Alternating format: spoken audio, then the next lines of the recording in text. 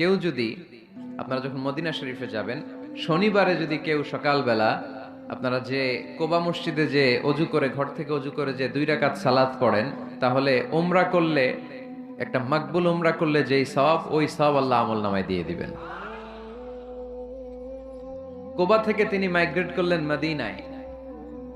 মদিনাতে যেও তিনি একটা মসজিদ প্রতিষ্ঠা করলেন। মসজিদটার নাম সবাই বলেন, মসজিদে নববী। আল্লাহ রাসূল সাল্লাল্লাহু আলাইহি ওয়াসাল্লাম খুব চমৎকার লোকেশন বাছাই করতে পারতেন। লোকেশন তিনি দেখলেন কোথায় করলে ভালো হয়, কোথায় কোথায় কোথায়, খুঁজতে খুঁজতে এমন জায়গাটা পছন্দ হলো, সেখানে ছিল পুরাতন খেজুরের বাগান, ধ্বংসাবশেষ, আর ছিল মুশরিকদের কবর। আল্লাহর হাবিব বললেন, মুশরিকদের কবরগুলোরে হাড্ডি আর কঙ্কাল সহ উঠায় ফেলো, উঠায় আরেক জায়গায় দাফন করো। সুবহানাল্লাহ পড়েন। খেজুর গাছগুলো কেটে সমান করো, ধ্বংসাবশেষ ভেঙে মাটির সাথে গুড়িয়ে দাও, এখানে হবে আমার মসজিদ। স্থাপিত হলো মসজিদে নববী। সুবহানাল্লাহ পড়েন। এখানেই 10 বছর বিষ্ণু ইসা ইসলাম ইমাম ছিলেন, খতিব ছিলেন। এজন্য যারা ইমাম, যারা খতিব, তাদের অনেক দায়িত্ব। তারা বিষ্ণু ইসা ইসলামের রেখে যাওয়া দায়িত্ব পালন করছে। আল্লাহর হাবিবের যে চাকরি ছিল, ইমাম সাহেবদের একই চাকরি। আল্লাহর হাবিবের যে দায়িত্ব ছিল, ইমাম সাহেবদের একই দায়িত্ব, কিন্তু তাদের বেতনটা বড্ড কম এদেশে, তাই না? আহা, সামান্য কিছু বেতন দিয়ে ইমাম মুয়াজ্জিনদেরকে আমরা রাখি, এটা ঠিক না। এজন্য টাঙ্গাইলবাসীদেরকে আমি প্রথম যে মেসেজটা দিতে চাই, ইমাম মুয়াজ্জিন আর খাদেমদের বেতন বাড়ায় দেন। আপনার বেতন বাড়ায় দিবে কে? সভাপতি সাহেব, সেক্রেটারি সাহেব, ক্যাশিয়ার সাহেব, বেতন বাড়ান, ওনাদের বেতন বাড়ায় দেন। আপনাদের জীবনে বরকত দিবে কে? ইমাম মানি নেতা। ইমাম মানি কি? নেতার সাথে যদি আমরা খারাপ আচরণ করি, এটা আমাদের জাতির জন্য কখনোই কোনোভাবে কল্যাণকর হতে পারে না। আল্লাহর হাবিব সাল্লাল্লাহু আলাইহি ওয়াসাল্লাম নিজ হাতে মসজিদ তৈরি করলেন। আমাদের মতো টাইলস আর এয়ার কন্ডিশনের মসজিদ, মসজিদে নববী না, এরকম ছিল না। বালুর ফ্লোর। কিসের ফ্লোর? ছাদ ছিল খেজুর পাতার ছাউনি। বৃষ্টি হলে ওই বালুর মধ্যে কাদামাটি হয়ে যেত, আর ওই কাদামাটিতেই দাঁড়িয়ে নামাজ পড়তেন মুহাম্মদ সাল্লাল্লাহু আলাইহি ওয়াসাল্লাম। সাহাবারা বলতেন, আল্লাহর হাবিব যখন নামাজ পড়ে আমাদের দিকে তাকাতেন, রাআইতু আসারা তিনি ফি জাবহাতিহি, আমরা রাসূলের নাকে এবং কপালে দেখতাম কাদার মাটি মিশে আছে। আল্লাহর হাবিব যখন মুসল্লিদের দিকে তাকাতেন, দেখতেন প্রতিটা মুসল্লি সাহাবীর নাকে আর কপালে কাদার মাটি মিশে আছে। তার মানে আমার নবীর বানানো মসজিদ ছিল কাঁচা, কিন্তু মুসল্লি ছিল পাকা। আমাদের মসজিদগুলো পাকা, কিন্তু মুসল্লিরা কাঁচা। পাকা মুসল্লি হইতে হবে, মসজিদকে আবাদ করতে হবে। কি করতে হবে? আওয়াজ করে বলেন, কি করতে হবে? আমরা মিলে, সবাই মিলে যেন মসজিদকে আবাদ করি, আমরা যেন মসজিদ নির্মাণ করি, সবাই যেন মসজিদ আবাদে অংশগ্রহণ করে। এজন্য আল্লাহ বললেন, ইন্নামা ইয়া'মুরু মাসাজিদাল্লাহি মান আমানা বিল্লাহি ওয়াল ইয়াউমিল আখির ওয়া আকামাস সালাতা ওয়া আতাজ যাকাতা ওয়া লাম ইয়াখশা ইল্লাল্লাহ فعسى أولئك أن يكونوا من المهتدين। সুবহানাল্লাহ পড়ে। নিশ্চয়ই মসজিদ আবাদ করে তারা যারা আল্লাহ বিশ্বাস করে, আখিরাতে বিশ্বাস করে, সালাত কায়েম করে, যাকাত আদায় করে, আল্লাহ ছাড়া কাউরে ভয় পায় না। এই 5টা কাজ যারা দুনিয়ার বুকে করে, তারাই হলো আল্লাহর জমিনে মসজিদের আবাদকারী। ঠিক কি না? ফাআসা উলাইকা ইয়াকুনু মিনাল মুহতাদিন। আশা করা যায় এরাই হলো হেদায়েত প্রাপ্তদের অন্তর্ভুক্ত। সুবহানাল্লাহ পড়ে। এদের কাছে আল্লাহর হেদায়েত আছে। 5টা গুণ আর কোয়ালিটিস থাকবে যারা মসজিদের আবাদ করবে। 1 নম্বর গুণ, মসজিদের আবাদকারী যারা হবে তারা বিশ্বাস করবে একজনকে, তিনি কে। আবার তাদের 2 নম্বর গুণ, তারা আখিরাতে বিশ্বাস করবে। মসজিদ যারা আবাদ করবে তাদের 3 নাম্বার গুণ, তারা মসজিদে যে জামাতে সালাত আদায় করবে। ঠিক কিনা? মসজিদ আবাদ করে কিন্তু মসজিদে যায় না, এরকম আছে না নাই? মসজিদের সভাপতি যায় না, মসজিদে সেক্রেটারি যায় না, ক্যাশিয়ার যায় না, আছে না নাই? তো এটা কি আবাদ করলেন আপনি? আপনি সভাপতি, আপনার তো আরো আগে যাওয়া দরকার। যাবেন মসজিদে, আপনি সেক্রেটারি, আপনি যাবেন, মসজিদে যাবেন, যে নামাজ পড়বেন। আপনি ক্যাশিয়ার, কোষাধ্যক্ষ, যান না কেন আপনি মসজিদে? আপনি যদি মসজিদ আবাদকারী হতে চান, রব্বে কারিমের খাতায় মসজিদ আবাদকারীদের সাথে নিজের নামটা টুকে নিতে চান, তাহলে মসজিদে যান, ঠিক কিনা? এজন্য আল্লাহ বললেন, মসজিদ আবাদকারী তারা যারা আল্লাহর উপর ঈমান আনে, আখিরাতের প্রতি ঈমান আনে, তারা মসজিদে যায়। তো 50 ওয়াক্ত মেরাজের রাতে নামাজ নিয়ে যখন নামতেছেন, মুসা আলাইহিস সালাম বললেন, আল্লাহ আপনাকে কি দিলেন গিফট? আল্লাহ নবী সাল্লাল্লাহু আলাইহি ওয়াসাল্লাম বললেন, আমাকে গিফট হিসেবে দিয়েছে 50 ওয়াক্ত নামাজ। কয় ওয়াক্ত? 50 ওয়াক্ত। মুসা আলাইহিস সালাম বলে, সর্বনাশ, বলেন কি 50 ওয়াক্ত পড়বে না? আমি তো আপনার আগে দুনিয়াতে নবী হিসেবে এসেছিলাম, আমার ফিল্ড ওয়ার্কের এক্সপেরিয়েন্স আছে, উম্মত চড়াইয়া খাইছি তো আমি জানি পড়বে না। আপনি যে দেখেন কমায় আনা যায় কিনা। পড়ি নাকি আমরা? 5 ওয়াক্ত তো পড়ি না, ঠিক কিনা? তো গেলেন, যে বললেন আল্লাহ, মুসা আলাইহিস সালাম তো বলে যে পড়বে না আমার উম্মত, কমায় দেন না। আল্লাহ 5 ওয়াক্ত কমায়া 45 ওয়াক্ত দিলেন। আবার নেমে আসলেন কত? 45। মুসা আলাইহিস সালাম বলে, আবার যান, আবার পড়বে না, পড়বে না, কমায় নেন, ভালো হবে। আবার গেলেন, আবার 5 কম। আবার আসলেন, সাইয়েদনা মুসা আলাইহিস সালাম বললেন, আবার যান, পড়বে না। আবার গেলেন, 9 বারে 5 নং 45 ওয়াক্ত কমায় দিয়া রাখলেন কয় ওয়াক্ত? 5 ওয়াক্ত নিয়ে আল্লাহর হাবিব ফিরে আসতেছেন। মুসা আলাইহিস সালাম বললেন, কি অবস্থা? কয় রাকাত? কয় ওয়াক্ত? আল্লাহর হাবিব বললেন, এবার দিছে 5 ওয়াক্ত। মুসা আলাইহিস সালাম বললেন, এটাও পড়বে না, ঠিক কিনা? এটাও পড়বে না, কমায় নিয়ে আসেন। এবার আল্লাহ রাসূল সাল্লাল্লাহু আলাইহি ওয়াসাল্লাম বলতে আরম্ভ করলেন, কি বলেন, 9 বার গেলাম, আর কত যাওয়া যায়?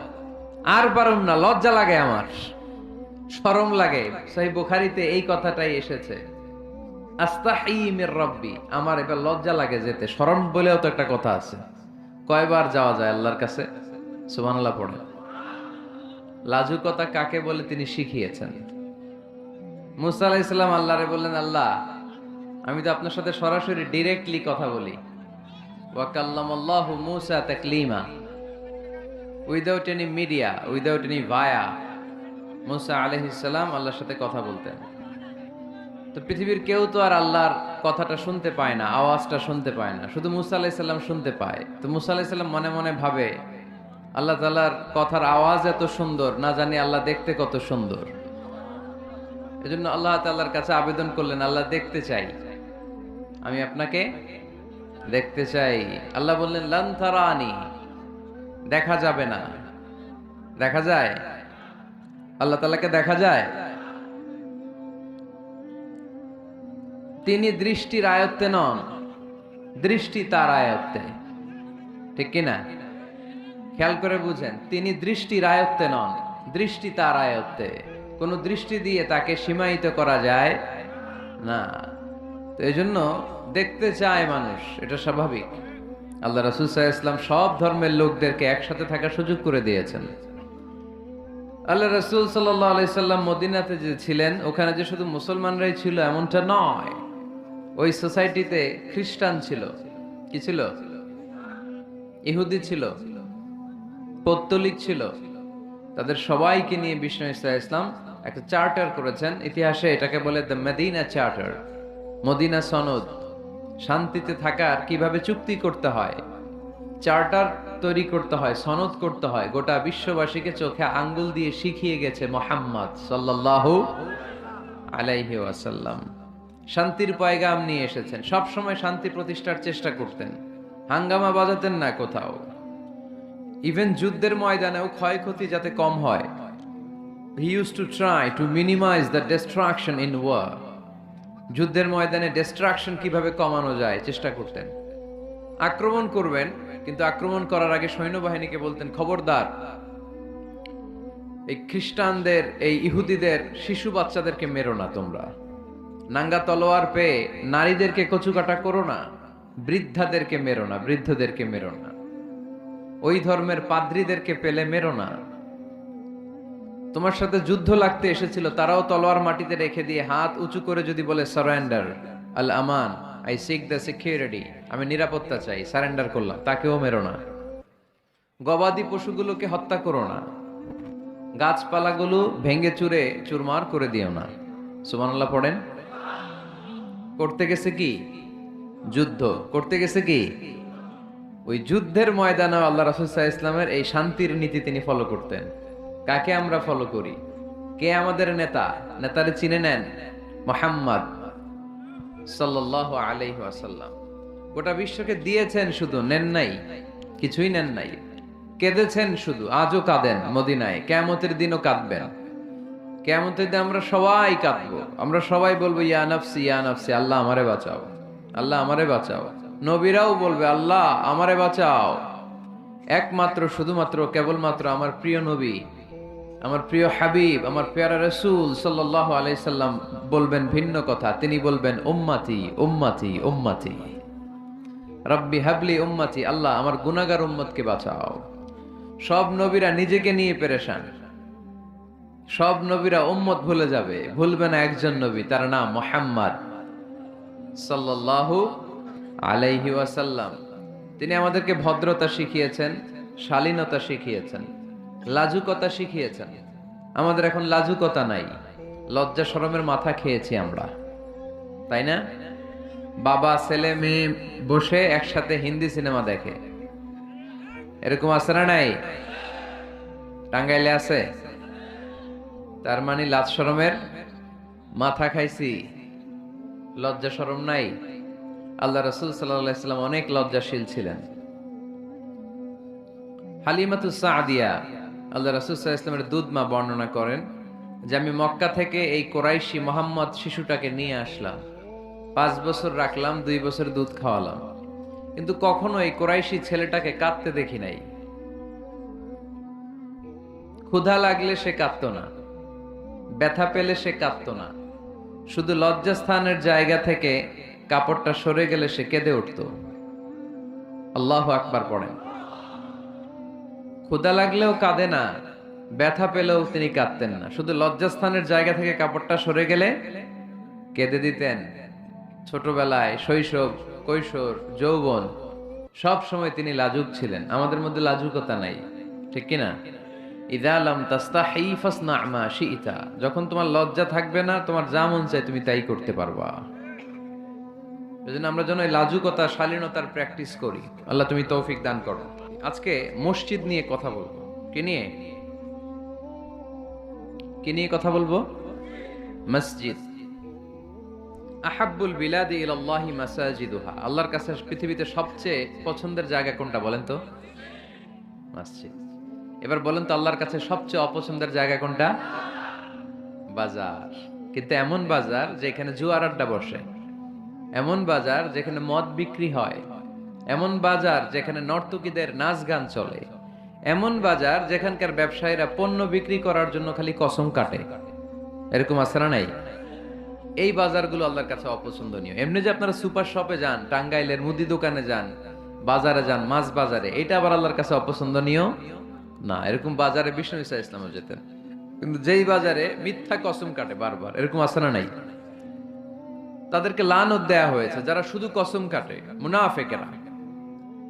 সকালবেলা কুরবানির হাটে যাবে গরু বিক্রি করতে, বউরে কয় বউ একটা দাম ক। বউ বলে কত কমু? বল যে 50,000। তো বউ কয় বললাম 50,000। তো এরপর বাজারে যখন নিয়ে গেছে, এক লোক এসে বলতেছে ভাই গরুটা 40,000 দিবেন? তখন সে বলে আল্লাহর কসম সকালবেলা একজন 50,000 দাম কইছে, দেই নাই।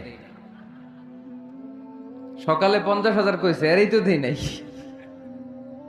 আপনার 40,000 কেমনে দেই? এরকম ডাকাইত আছে রাডাই। আল্লাহ রাসূল সাল্লাল্লাহু আলাইহি ওয়াসাল্লাম মদিনার খেজুরের বাগান, বাজার পরিদর্শনে গেলেন। যে খেজুরের স্তূপ দেখে আল্লাহ রাসূল সাল্লাল্লাহু আলাইহি ওয়াসাল্লাম খেজুরের স্তূপে হাত ঢুকায় দিলেন। ঢুকায় দেওয়ার পরে তিনি দেখলেন পানি, ভিতরে কি? আর উপরে শুকনা খেজুর। আল্লাহর হাবিব বললেন ভিতরে পানি, উপরে শুকনা কেন? কয় বৃষ্টি হইছে। আর বৃষ্টি হলে তো সব জায়গায় পানির সয়লাভ থাকবে। আল্লাহ রাসূল সাল্লাল্লাহু আলাইহি ওয়াসাল্লাম রেগে গেলেন আর বললেন মান গাশশানা ফালাইসা মিন্না, যে আমাদেরকে ধোঁকা দেয় সে আমার উম্মত হতে পারে। The person who deceives us he is not among আস, যে লোক আমাদের ধোঁকা দেয় সে আমাদের অন্তর্ভুক্ত। মুসলমানরা কি ধোঁকা দিতে পারে? খাদ্যে ভেজাল দিতে পারে? ওজনে কম দিতে পারে? মাছে ফরমালিন দিতে পারে? টেন্ডারবাজি করতে পারে? চাঁদাবাজি করতে পারে? ক্যাসিনোর ব্যবসা করতে পারে? পারে পারে। সেজন্য আমরা যেন ধোঁকাবাজি না করি। ধোঁকাবাজে ভরে গেছে বাংলাদেশ।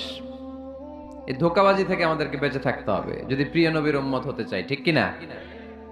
তাহলে আল্লাহ তাআলার কাছে সবচাইতে প্রিয় জায়গার নাম সবাই বলেন। আর সবচেয়ে অপছন্দনীয় জায়গার নাম বাজার। হাদিসটা সহিহ বুখারীতে এসেছে। এমন বাজার যেখানে মদের আড্ডাখানা, যেখানে ক্যাসিনোর ব্যবসা, হারাম ব্যবসা, ওইটা আল্লাহর কাছে অপছন্দনীয়। আল্লাহর হাবিব সাল্লাল্লাহু আলাইহি ওয়াসাল্লামের একটা অভ্যেস ছিল, তিনি কোনো এলাকায় গেলেই প্রথমে একটা মসজিদ বানায় ফেলতেন। সুবহানাল্লাহ পড়েন। তার মানে মসজিদ কেন্দ্রিক তিনি সব করতেন। মস্ক সেন্টার্ড, আগে মসজিদ তারপরে সব। যেমন তিনি মক্কা থেকে যখন মদিনায় হিজরতে আসবেন, মদিনায় ঢোকার আগে কোবা নামক একটা এলাকায় তিনি কয়েক সপ্তাহ ছিলেন। ওখানে এই 2 সপ্তাহের ব্যবধানে একটা মসজিদ বানায় ফেলছেন, মসজিদে কোবা। মসজিদের নাম কি? প্রতি শনিবারে তিনি মসজিদে কোবায় যেতেন, ওখানে যে সালাত পড়তেন। এবং আল্লাহর হাবিব বলেছেন, কেউ যদি, আপনারা যখন মদিনা শরীফে যান, জনগণের ধোকা দেওয়া, তাওহীদপন্থী মুসলমানদের গোজামিল দিয়ে বুঝ দেওয়ার দিন শেষ। জোরে বলেন ঠিক কি না? যেটা বলবেন কোরআন সুন্নাহর আলোকে বলবেন। ইসলাম এসেছে মিলানোর জন্য, তা আপনি পিস পিস করেন কেন? আল্লাহ আপনার পিস পিস করে ফেলবে। সবাই ভাই ভাই, মসজিদ সবার। 60 জন খ্রিস্টান পাদ্রী নাজরান থেকে এসেছে আল্লাহর হাবিবের সাথে দেখা করতে। জায়গা নাই, কই বসতে দিবে? কোনো জায়গা না পেয়ে 60 জন খ্রিস্টানের জন্য আল্লাহর হাবিব সাল্লাল্লাহু আলাইহি ওয়াসাল্লাম মসজিদে নববীর দরজা খুলে দিয়ে খ্রিস্টানদেরকে মসজিদে ঢুকতে দিয়েছেন। মসজিদে নববীতে খ্রিস্টান ঢুকতে পারে, আর আমাদের আহলে হাদিস মসজিদে হানাফি ভাইরা ঢুকতে পারে না। হানাফি ভাইদের মসজিদে আহলে হাদিসের ভাইরা ঢুকতে পারে না। এটা আপনি পেয়েছেন কোথায়? কেন করেন এগুলো? বাদ দিয়ে দেন। আমরা সবাই এক। চিল্লায় বলেন ঠিক কিনা? আপনারা কি ঐক্য চান নাকি কিলাকিলি করবেন? আমরা কিলাকিলি চাই, বিভেদ চাই, হিংসা চাই, আর কোন ঝগড়া মারামারি চাই? আমরা চাই ঐক্য। চিল্লায় বলেন কি চাই? আল্লাহ তুমি ঐক্য প্রতিষ্ঠার তৌফিক আমাদেরকে দান করো। আরো জোরে বলি আমিন। এজন্য আল্লাহ বললেন, ইন্নামা ইয়ামুরু মাসাজিদাল্লাহ, যারা আল্লাহয় বিশ্বাসী, নামাজ পড়ে, যাকাত দেয়, আল্লাহরে ভয় করে, তারাই মসজিদের আবাদ করে। উমরানুল মাসাজিদ, কেমন করে মসজিদের আবাদ করবেন? 1 নাম্বার, মসজিদ নির্মাণের মাধ্যমে মসজিদের আবাদ হয়, ঠিক কি না? আল্লাহর হাবিব বললেন, মান বানা লিল্লাহি বাইতান মিন মালিহি বানাল্লাহু লাহু বাইতান ফিল জান্নাহ।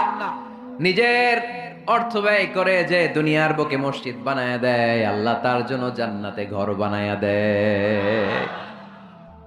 ইন্না মিম্মা ইয়ালহাকু আল মুমিনু মিন হাসানাতিহি বা'দা মাউতিহি, মৃত্যুর পরে কোন মানুষ যে সওয়াবগুলো অটোমেটিক সব সময় ধারাবাহিকভাবে পেতে থাকে, তার মধ্যে একটা হচ্ছে দুনিয়াতে সে যদি কোনো মসজিদ বানিয়ে যায়, তার পার্সেন্টেজ সওয়াব যতদিন এই পৃথিবী থাকবে ততদিন আপনার আমল নামায় ওই সওয়াবের পার্সেন্টেজ পাঠিয়ে দিবে কে? তার মানে মসজিদ আবাদের 1 নাম্বার পদ্ধতি মসজিদ বানানো। মসজিদ আবাদের 2 নাম্বার পদ্ধতি বারবার মসজিদে যাওয়া, মসজিদে যে জামাতে সালাত আদায় করা। মসজিদের সাথে সম্পর্কের দরকার আছে না নাই?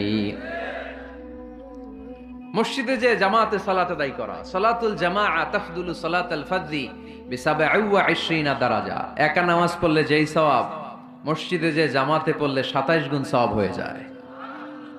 এজন্য জামাতে সালাত পড়বেন তো। তার মানে 1 নম্বরে পেলাম মসজিদ বানানো, 2 নম্বরে পেলাম মসজিদে যে জামাতে নামাজ পড়া, 3 নম্বরে মসজিদের সাথে হৃদয়টারে ঝুলিয়ে রাখা। মসজিদের সাথে হৃদয়টা ঝুলে থাকবে।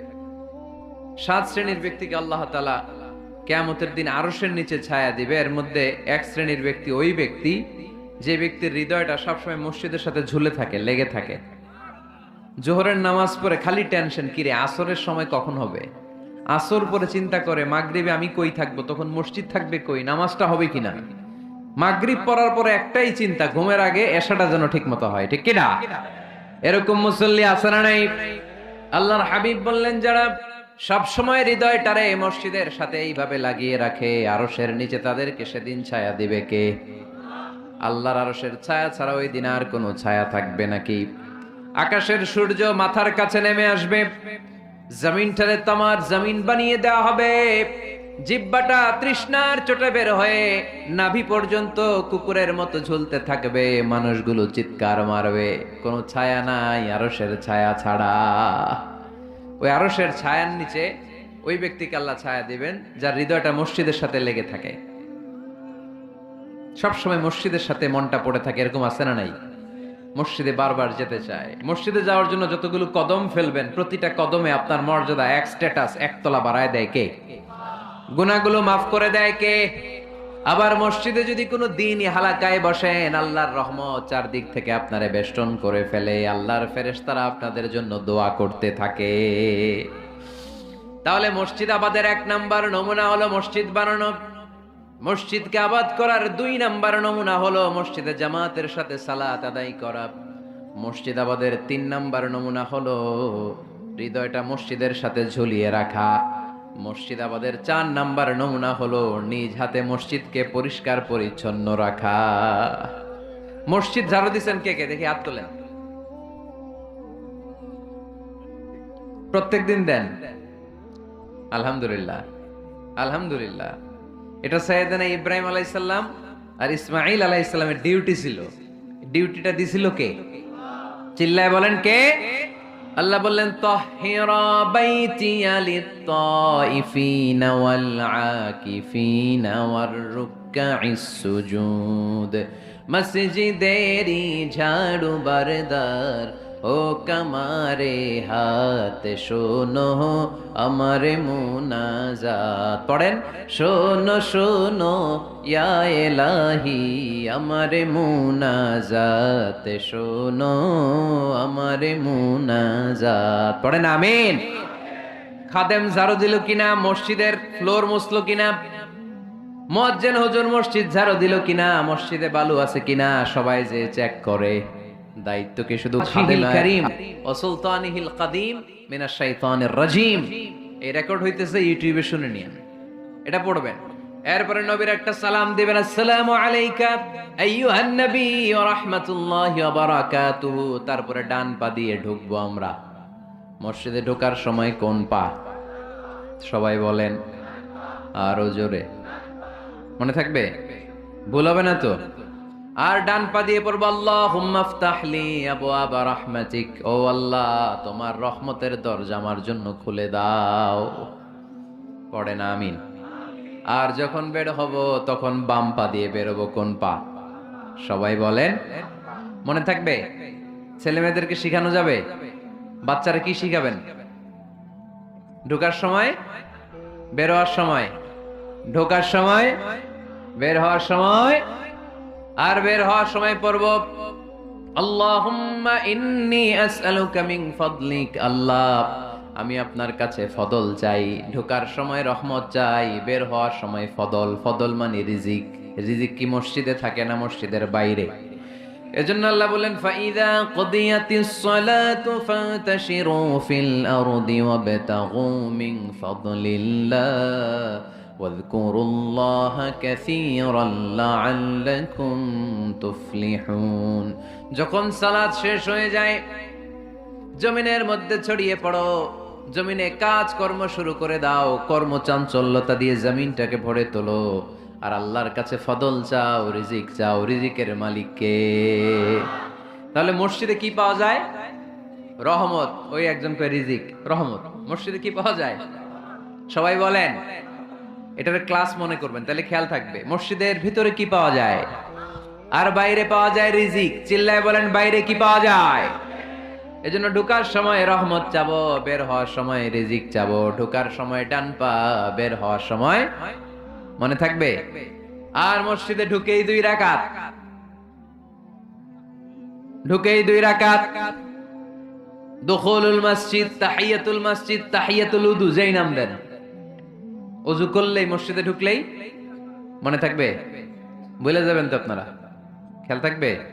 মসজিদে ঢুকলেই 2 রাকাত পড়তেন বিশ্বনবী মুহাম্মদ সাল্লাল্লাহু। বিশ্বনবী জুমার খুতবা দিচ্ছেন, হঠাৎ এক সাহাবী খুতবা চলাকালীন সময়ে মসজিদে ঢুকেই বসে পড়লেন। বিশ্বনবী বললেন দাঁড়াও। নিজের খুতবা বন্ধ করে দিয়ে সাহাবীরে বললেন দাঁড়াও। 2 রাকাত পড়েছো নাকি? সাহাবী বলে পড়ি নাই। বিশ্বনবী বললেন তাড়াতাড়ি করে চটজলদি করে 2 রাকাত পড়ে নাও। খুতবা, জুমার খুতবা চলতেছে, খুতবা থামিয়ে দিয়ে খুতবার নিরবিচ্ছিন্নতাকে ভঙ্গ করে আল্লাহর হাবিব সাল্লাল্লাহু আলাইহি ওয়াসাল্লাম 2 রাকাত পড়তে বললেন। এটা খুবই জরুরি, পড়বেন, খুতবা চলাকালীনও পড়বেন।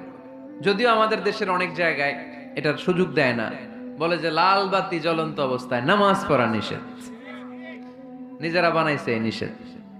তো পড়তে না দিলে বারান্দায় পড়েন, যেহেতু খুতবা শোনারও গুরুত্ব আছে। হানাফি মাযহাবে খুতবাটারে ওয়াজিব বলে, খুব গুরুত্ব দেয়, এজন্য বলে যে এটা বেশি গুরুত্বপূর্ণ ওই নামাজের চেয়ে। এটা হচ্ছে ওনাদের দলিল, কিন্তু ওই দলিলটা বেশি শক্তিশালী যে মসজিদে ঢুকেই 2 রাকাত পড়তে হয়, ঠিক কিনা? এজন্য মসজিদে ঢুকেই আমরা 2 রাকাত পড়ব। তাহলে প্রথমে ওযু করে নিলাম, সুন্দর জামা পরলাম, ডান পা দিয়ে মসজিদে ঢুকলাম, ঢুকেই 2 রাকাত পড়লাম। এই সবগুলো আদেশ বিশ্বনবী আমাদের জন্য দিয়েছে, ঠিক কিনা? আবার বিশ্বনবী নিষেধ করেছে কবরের উপর যেন কখনো কেউ মসজিদ না বানায়। লাআনা রাসূলুল্লাহি সাল্লাল্লাহু লাআনাতুল্লাহি আলাল ইয়াহুদ ওয়ান নাসারা।